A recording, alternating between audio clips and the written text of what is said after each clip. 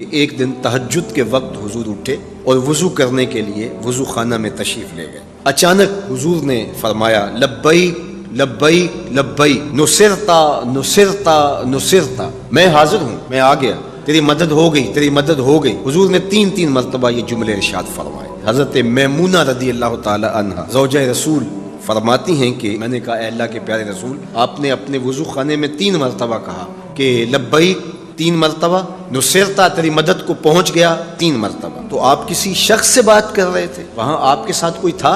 تو حضور نے ارشاد فرمایا یہ راجز تھا، عمر بن سالم الخزاعی۔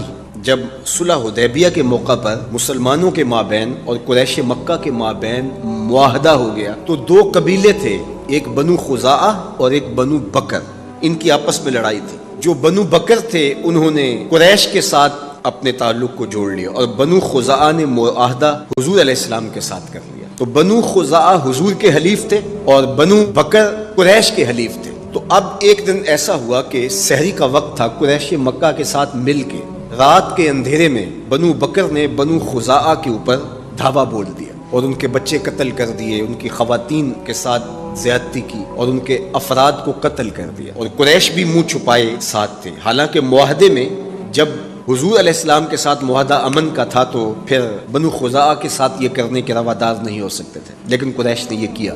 تو خیر یہ سحری کا وقت تھا، رات کے پچھلے پہر حملہ ہوا تھا۔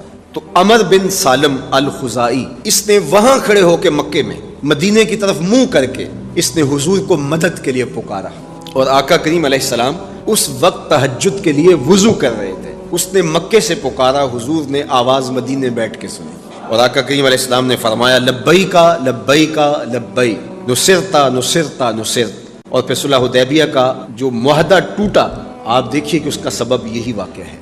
عمر بن خزاعی پھر واقعہ ہی چل کے آیا اور اس نے آ کر کے جو ہے وہ حضور کی خدمت میں سارا ماجرا کہا۔ پھر آقا کریم علیہ السلام نے کہا ہم تمہاری مدد کریں گے، اور فتح مکہ ہوا۔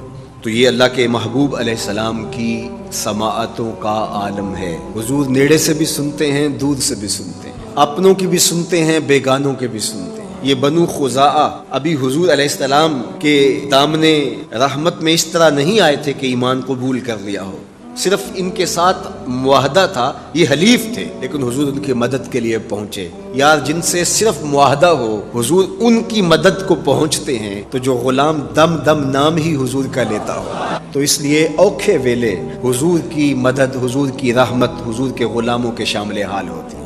اس لیے ہم کہتے ہیں مرنے کی طرف دیکھ نہ جینے کی طرف دیکھ، جب چوٹ پڑے دل پہ مدینے کی طرف دیکھ۔